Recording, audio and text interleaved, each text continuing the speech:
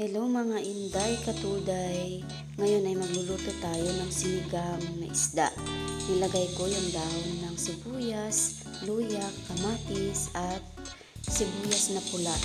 Pagsama-samahin sa kaserola at lagyan ng kalating pitsil na tubig.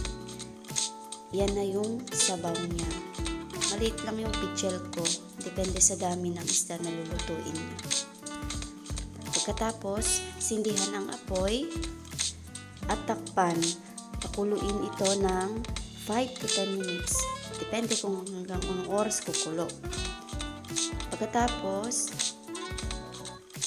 kumuha ako ng kamatis at tinurog-durog ko ito. Yan, kita nyo naman mga inday. Mas malasa kasi ang sinigang kapag tinurog ng kaunti ang naluto ng kamatis. Kasi ang ating lulutuin mga kainday ay fresh na pampaasim.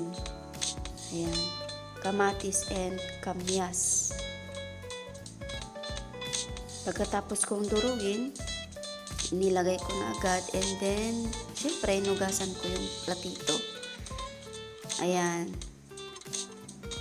Nilagay ko na yung isda. Hindi ko alam kung anong isda to mga inday. Paki-comment naman kung anong isda ito. Kasi nakalimutan ko na yung sinabi ng tindero. Basta makapal yung tinik. Ayan. Pagkatapos, lagyan na rin natin ng pampalasa. Ayan. Depende sa inyo kung anong pampalasa ang gamitin nyo. Ako nilagyan ko ng asukal. At nilagyan ko na rin syempre ng asin.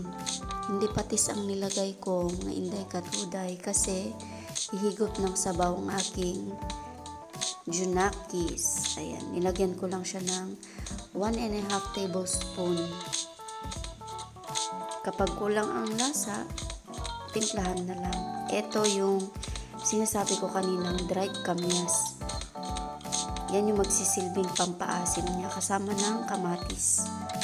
Takpan, pag nakulo na, buksan at haluin ng konti. Huwag pong pagkahalo-halo at baka madurog yung ating isda. Ilagay na rin natin yung gulay pagka natikman na. Pag satisfied ka na sa lasa, isahog na agad yung napili nating mga gulay.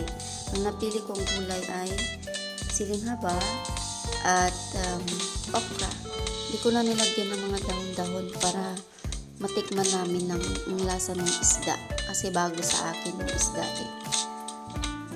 Tapos takpan and then pag nakulo na, idip lang natin yung mga gulay. Huwag pong haluin. Pagkatapos, i-check kung okay na sa'yo yan. Ako sa akin okay na yan. Gusto ko yung half cook lang yung gulay. Kapag satisfied ka na sa luto, patayin ang apoy, lagyan na ang mangkok, and then, ready to serve. Thank you for watching.